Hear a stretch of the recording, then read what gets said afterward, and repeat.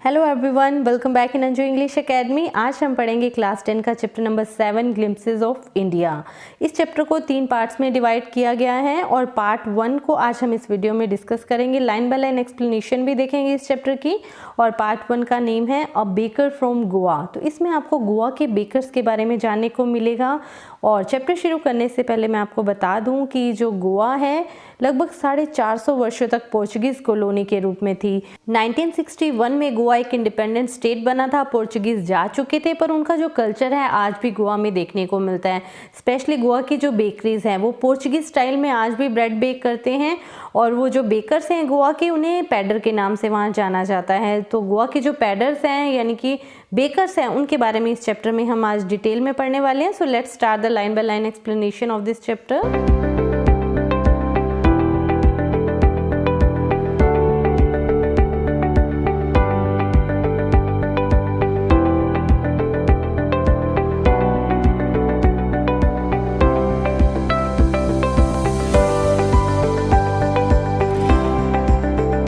This is a pen portrait of a traditional Goan village baker who still has an important place in his society. So students, here the author tells us that Goa के जो village baker है ना, उनका गोवा की society में बहुत ही important place है, बहुत ही महत्वपूर्ण स्थान है। And this chapter also provides us a pen portrait of Goan village baker. So what is a pen portrait? Portrait तो होता है किसी का चित्र बनाना, okay, but in pen portrait words में किसी को इस तरह से डिस्क्राइब किया जाता है कि उसकी इमेज हमारी आंखों के सामने दिखने लगती है। And our elders often heard reminiscing nostalgically about those good old Portuguese days and Portuguese and their famous loaves of bread. अब author हमें बताते हैं कि हमारे घर के जो एल्डर्स होते हैं, बड़े बुजुर्ग होते हैं, वो अक्सर पुराने समय की बातों को याद करते हुए बहुत ही खुश होते हैं। रेमिनिसिंग नोस्टैल्जिकली में रेमिनिसिंग मीन्स रिमेंबरिंग या फिर thinking, and nostalgically means thinking fondly of the past, यानी कि पुरानी बातों को याद करते हुए खुश होना। और हमारे घर के जो बड़े बुजुर्ग हैं पुरानी बातों को याद करते हैं। And they also remember famous loaves of bread, उस समय की पोर्चुगीज के समय की जो फेमस ब्रेड थी उन्हें भी बहुत अच्छे से याद करते हैं, बहुत खुश होते हैं उसके बारे में सोचते हुए। Those eaters of loaves might have been vanished, but the makers are still there. Those eaters of loaves, ये वर्ड यूज हुआ है पोर्चुगीज के लिए। पोर्चुगीज तो वैनिश्ड हो चुके हैं, मीन्स जा चुके हैं, अब गोवा इंडिपेंडेंट स्टेट बन चुका है, but the makers are still there. Makers there means bread बनाने वाले। ब्रेड बनाने वाले जो बेकर्स थे वो आज भी गोवा में वहीं पर हैं। We still have amongst us the mixers, the molders and those who bake the loaves. अब ऑथर कहते हैं कि हमारे बीच में अभी भी मिक्सर, मोल्डर्स और बेकर्स हैं। मिक्सर यानी कि जो डो को बनाते हैं ना, मिक्स करते हैं, और मोल्डर्स जो डो को सांचों में डालते हैं ब्रेड को शेप देने के लिए, और बेकर्स जो ब्रेड को बेक करते हैं। तो ये तीनों आज भी वहाँ पर हैं। Those age old furnaces still exist. अब ऑथर कहते हैं कि वो पुरानी जो भट्टियाँ थी, फर्नेसेस होती है भट्टियाँ, टाइम टेस्टेड फर्नेसेस आज भी वहाँ पर हैं।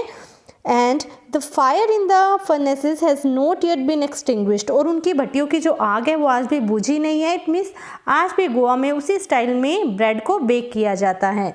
The thud and jingle of the traditional baker's bamboo heralding his arrival in the morning can still be heard in some places. अब ऑथर कहते हैं कि गोवा में आज भी कुछ जगह ऐसी हैं जहाँ पर ट्रेडिशनल बेकर्स हैं, उनकी आवाज़ सुनाई देने को मिलती है। उनके पास एक बैम्बू होती है, एक स्टिक होती है, जिसकी थर्ड एंड जिंगल की साउंड सुबह सुबह सुनाई देती है। और वो क्या हेराल्ड करती है? Herald means announcing.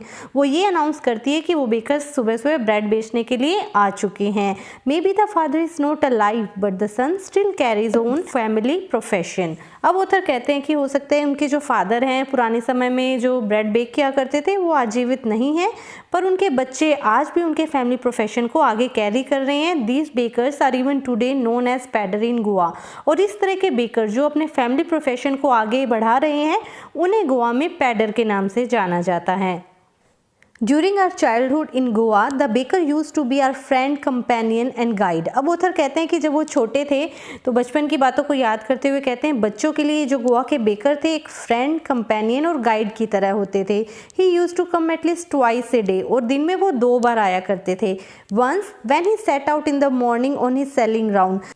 सबसे पहले तो वो सुबह जब ब्रेड को बेचने के लिए आते थे अपने पहले राउंड पर, तब वो उनके घर के पास ही गुजरते थे। And then again when he return after emptying his huge basket.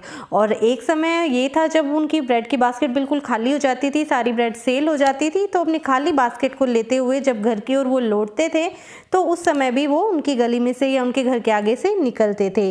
The jingling थर्ड of his bamboo woke us up from sleep and we ran to meet and greet him. और उस बैम्बू स्टिक की आवाज़ सुनते ही author कहते हैं कि वो हम सब लोग बाहर दौड़ते थे और उन्हें मिलते थे। Why was it so? और उन्हें मिलने के लिए हम इतने एक्साइटेड क्यों होते थे? Was it for the love of the loaf? क्या ये ब्रेड के लिए, लोफ मीन्स या ब्रेड के लिए प्यार था हमारा, हम ब्रेड लेने के लिए एक्साइटेड होते थे? नॉट एट ऑल, नहीं, बिल्कुल भी नहीं। The loaves were bought by some पास्किन एंड बेस्टाइन। अब ऑथर कहते हैं कि जो लोव्स ऑफ ब्रेड है वो तो कोई पेस्काइन या बेस्टाइन भी ले सकती थी। पेस्काइन बेस्टाइन क्या होते हैं? पोर्चुगीज़ लैंग्वेज में घर की जो मेड सर्वेंट होती है उसके लिए ये वर्ड यूज़ किए जाते हैं, पेस्काइन या बेस्टाइन। तो अब ऑथर कह रहे हैं कि जो लोव्स ऑफ ब्रेड है ये तो कोई पेस्काइन या बेस्टाइन भी ले सकती थी, तो हम इतने एक्साइटेड क्यों होते थे? What we longed for were those bread bangles which we chose carefully। Author कहते हैं हमें ब्रेड लेने की एक्साइटमेंट नहीं होती थी बल्कि ब्रेड बैंगल्स लेने की एक्साइटमेंट होती थी। अब ये ब्रेड बैंगल्स क्या है? बैंगल्स की शेप में, चूड़ी की शेप में ब्रेड होती है लाइक डोनट्स। एंड और ये जो ब्रेड बैंगल्स है इसे गोवा में कैनकुन ब्रेड के नाम से भी जाना जाता है, which we chose carefully. Author कहते थे जब भी वो बेकर्स आते थे हम भागते हुए दौड़ते हुए उन ब्रेड बैंगल्स को सेलेक्ट कर लेते थे। Sometimes it was sweet bread of special make, और कई बार ये स्पेशल एक मीठी ब्रेड हुआ करती थी। The baker made his musical entry on the scene with the jang jang sound of his specially made bamboo staff। अब उधर कहते हैं जब सुबह सुबह वो बेकर्स आते थे तो उनकी एंट्री म्यूजिकल हुआ करती थी क्योंकि उनके पास एक स्टिक होती थी बैम्बू की जिससे वो जैंग जैंग साउंड प्रोड्यूस करते थे। One hand supported the basket on his head and the other banged the bamboo on the ground। तो अब ऑथर कहते हैं कि one hand supported the basket, एक हाथ से तो उन्होंने अपने सिर के ऊपर ब्रेड की बास्केट पकड़ी होती थी और दूसरे हाथ से वो बैम्बू से साउंड प्रोड्यूस करते थे, जिसे ज़मीन पर पटकते थे तो झैंग झैंग की साउंड आती थी। He would greet the lady of the house with good morning and then place the basket on the vertical bamboo। अब उधर कहते हैं कि जब भी पैडर आते थे घर पर तो वो घर की जो लेडी होती थी या मदर होती थी जो बच्चों की, उनको ग्रीट करते थे, गुड मॉर्निंग विश करते थे और फिर अपनी जो बास्केट है ब्रेड वाली उसे वर्टिकल बैम्बू स्टिक के ऊपर रख देते थे। We kids would be pushed aside with a mild rebuke and the loaves would be delivered to the servant। अब बच्चे जब दौड़कर जाते थे ब्रेड लेने की एक्साइटमेंट में या फिर ब्रेड बैंगल्स चाहिए होती थी उनको, तो जो मदर्स हैं उन्हें डांटते हुए पीछे भेज देती थी। Rebuke means an expression of disapproval और स्कोल्डिंग, तो उसे डांटते हुए पीछे कर देते थे, वापस अंदर भेज दिया जाता था। And loaves would be deliver to a servant, और घर की जो मेड सर्वेंट होती थी उसे लोव्स डिलीवर कर दिए जाते थे। But we would not give up, अब बच्चे हैं हार तो मानेंगे नहीं। We would climb a bench or the parapet and peep into the basket। अब वो क्या करते थे, किसी बेंच के ऊपर चढ़ जाते थे टोकरी के अंदर देखने के लिए, झांकने के लिए, या फिर क्या करते थे peep into the basket with the पारपेट। पारपेट क्या होती है? चार दीवारी होती है घर के बाहर, जो चार दीवारी सी छोटी बनी होती है ना, छोटी दीवारें, उनके ऊपर चढ़कर उस टोकरी के अंदर झांकने लगते थे। I can still recall the typical fragrance of those loaves. अब उधर कहते हैं उन्हें आज भी उस ताजी ब्रेड की जो खुशबू होती थी, फ्रेग्रेंस होती थी, वो याद आ रही है। Loaves for the elders and the bangles for the children. अब ब्रेड जो है बड़ों के लिए आती थी और जो बैंगल्स होती थी यानी कि कैनकुन ब्रेड जो होती थी राउंड शेप वाली, वो बच्चों के लिए होती थी। Then we did not even care to brush our teeth or wash our mouths properly। अब जब कैनकुन ब्रेड बच्चों को मिल जाती थी तो ब्रश करना भी भूल जाते थे और अपना माउथ भी प्रॉपरली वॉश नहीं करते थे। एंड वाई शुड वी, और तब वो था कहते थे हम ब्रश क्यों करें, जब वो छोटे थे वो ऐसे कहते थे why should we brush our teeth, who would take the trouble of plucking the mango leaf for the toothbrush. अब उधर कहते हैं कि पुराने समय में क्या होता था, दातुन से ब्रश किया जाता था। तो दातुन नीम पेड़ का भी हो सकता है, मैंगो ट्री का भी हो सकता है। तो उस समय क्या होता था, पहले पेड़ से जाके वो दातुन को तोड़ना पड़ता था, डाली को, और उसके बाद ब्रश करना पड़ता था। तो उधर कहते हैं कि कौन इतनी मेहनत करे कि पहले दातुन तोड़े फिर उसे ब्रश करे, इससे अच्छा सीधा ही ब्रेड खा ली जाए। And why was it necessary at all, और इसकी ज़्यादा आवश्यकता भी नहीं थी। The tiger never brushes his teeth. अब वो क्या एक्सक्यूज देते हैं कि टाइगर जो है वो क्या कभी ब्रश करता है। Hot he could wash and clean up everything so nicely after all. अब उधर कहते हैं कि ब्रेड खाने के बाद गरम गरम चाय मिल जाती है तो उसे पीने के बाद जो माउथ है अच्छे से वैसे ही क्लीन हो जाता है, वॉश हो जाता है। Marriage gifts are meaningless without the sweet bread known as the bowl, just as a party or a feast loses its charm without bread. अब उधर बताते हैं कि गोवा में जो भी मैरिजेस होती हैं, शादियाँ होती हैं, तो उसमें बोल गिफ्ट की जाती है. बोल या मीन्स अ स्वीट ब्रेड, एक मीठी टाइप की ब्रेड होती है जिसे बोल के नाम से जाना जाता है और इसे शादियों में गिफ्ट किया जाता है. जस्ट एज ए पार्टी और a feast loses its charm without bread.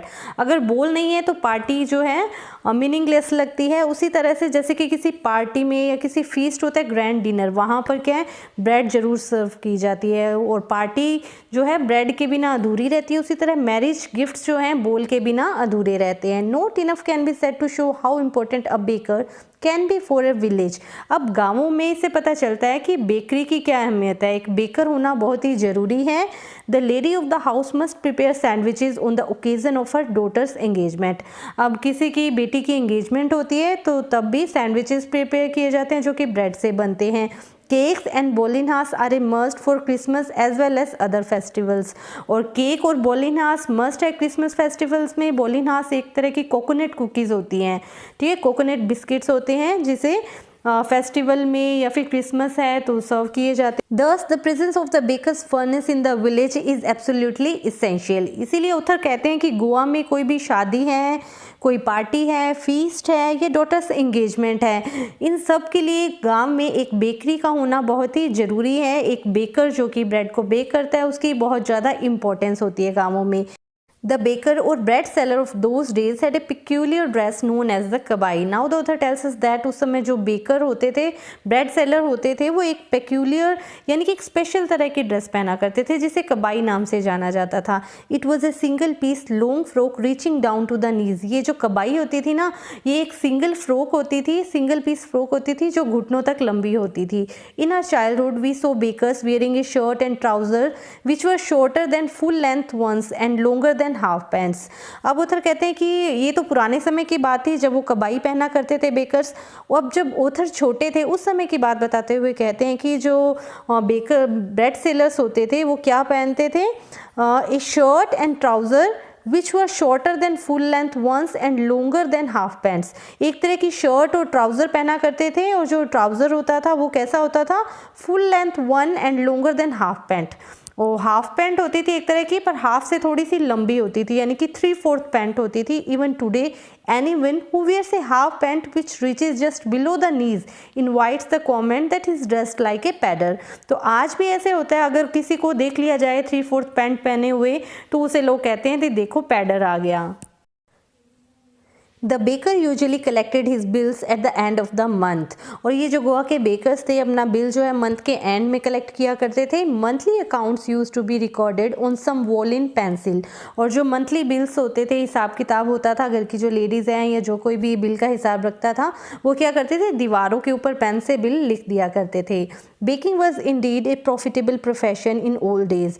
पुराने समय में बेकिंग का जो प्रोफेशन है ना, ये बहुत ही लाभदायक था, बहुत ही प्रॉफिटेबल था. The baker and his family never starved.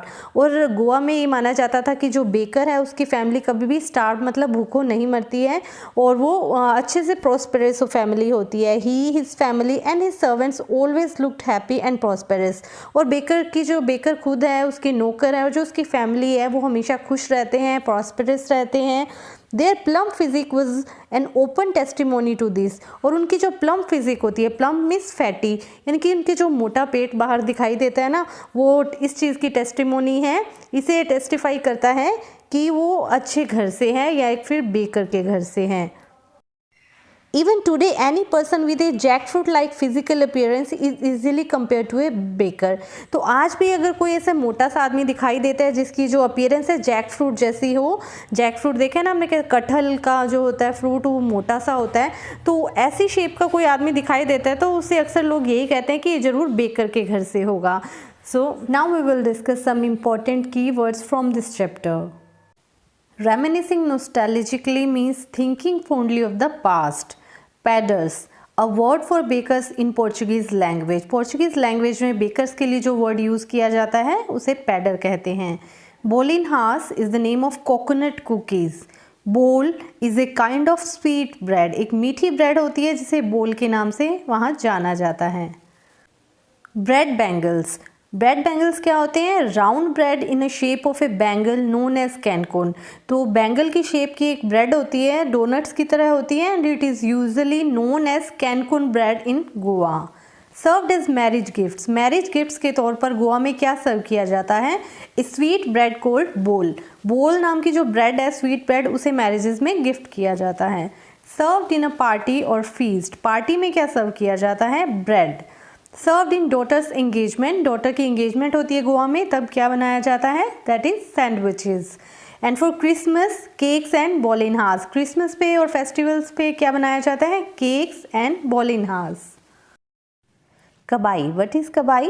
In the Portuguese days, bakers used to roll a unique knee-length frock known as kabai. Portuguese के टाइम में जो बेकर्स हैं वो लोग घुटनों तक की एक फ्रॉक पहनते थे जिसे कबाई के नाम से जाना जाता था। सो आई होप आपको ये चैप्टर अच्छे से समझ में आ गया होगा। आपको ये वीडियो अच्छा लगा then do like, share and subscribe to my YouTube channel Anju English Academy. I will be back with a new video. Till then take care and keep learning.